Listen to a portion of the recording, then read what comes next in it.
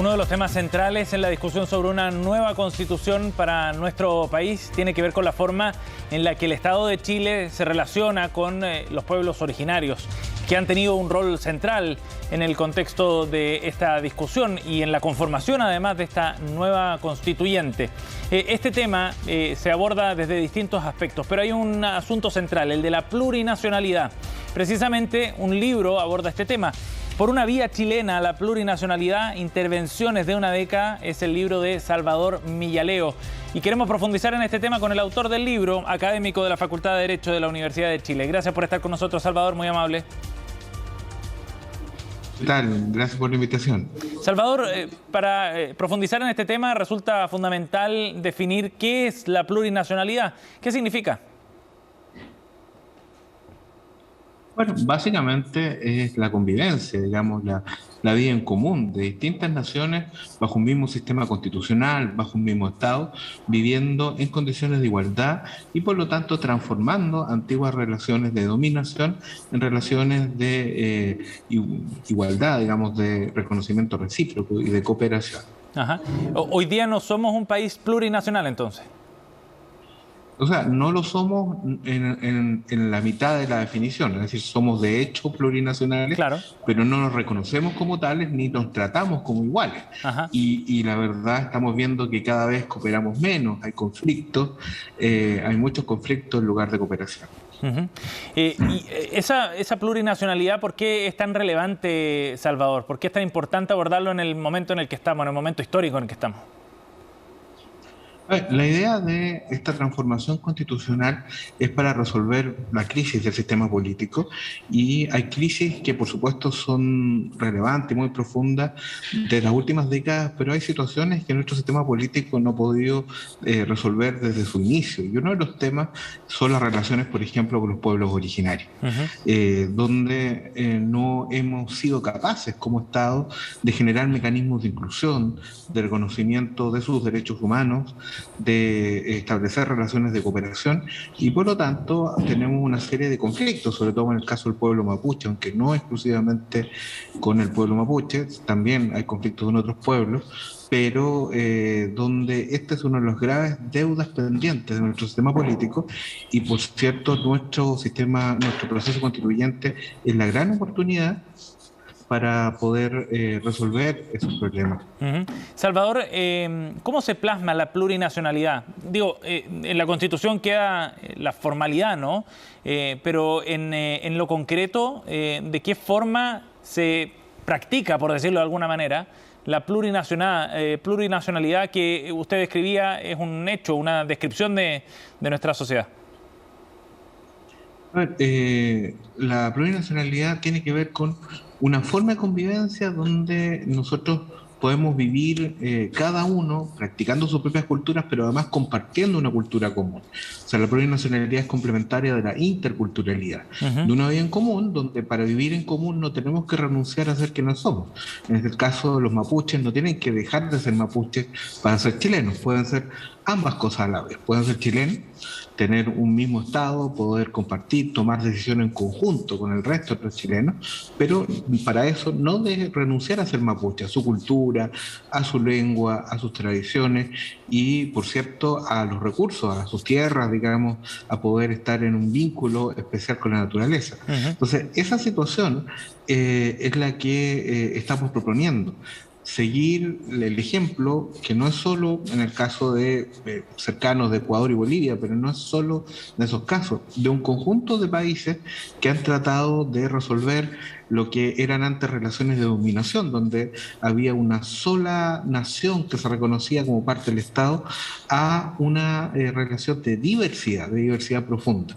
Y en este sentido, el reconocimiento que se hace en otros países de la autodeterminación interna de sus naciones originarias, de derechos de representación política y, por cierto, de los derechos a la lengua, a la cultura y a sus tierras ancestrales, son elementos donde uno puede mirar en esos distintos países que tienen herramientas institucionales que permiten una mejor convivencia y resolver los conflictos que ellos han tenido con sus pueblos originarios. Salvador, entonces, cuando se piensa específicamente en cómo se materializa esa plurinacionalidad, hablamos de estos conceptos, ¿no?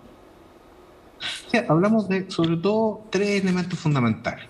Reconocer derechos colectivos a los pueblos originarios, esto es el derecho a su cultura, a su lengua, a su identidad cultural, el derecho también en el ámbito territorial, a sus tierras, a el control de sus recursos, el acceso y control de los recursos naturales en esos territorios, y derechos políticos, que son sobre todo derechos de participación, esto es una representación especial, como lo que hay ahora, lo que existe ahora en la Convención, escaños reservados, por ejemplo, para el Congreso, los gobiernos regionales, los municipios, y regímenes autonómicos, o sea, autonomías relativas donde en ciertos ámbitos territoriales pueden tomar algunas decisiones sobre aspectos que no son propios, tal como sucede en Colombia, en Canadá, en Estados Unidos y también en Ecuador y Bolivia, por cierto. También en Perú últimamente también ha sido así. Es bueno mirar esas experiencias internacionales. ¿Solo Ecuador y Bolivia se definen como estados plurinacionales o hay otros? Porque usted lo menciona como los ejemplos, por eso le pregunto específicamente por ello.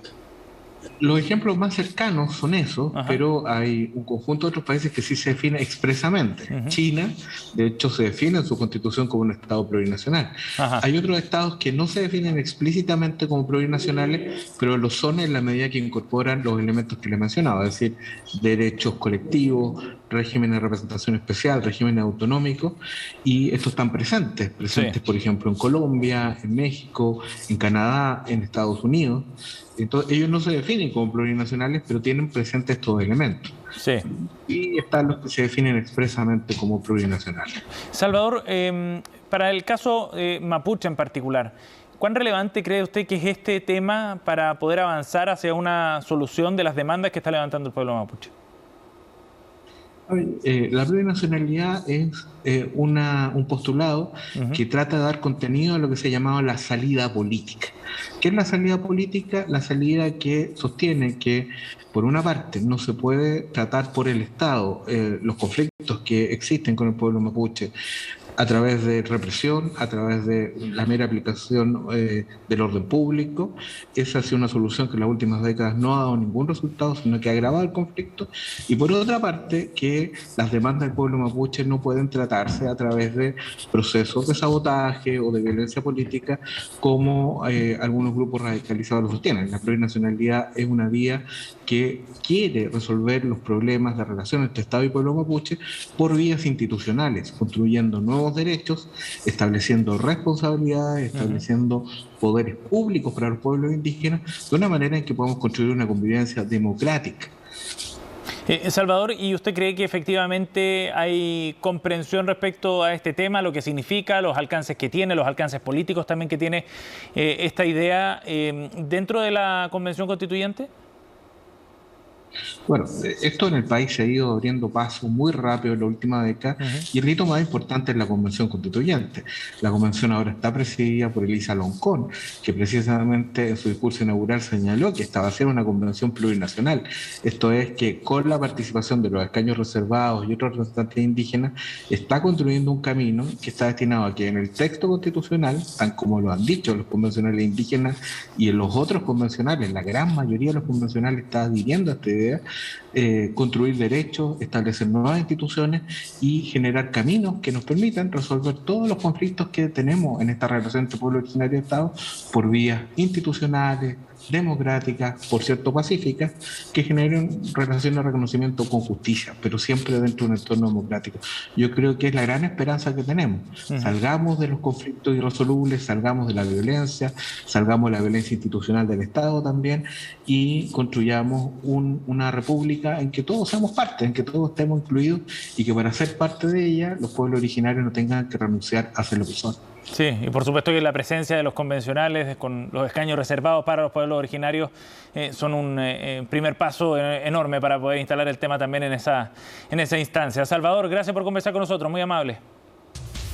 No, muchas gracias a ustedes. Hasta luego.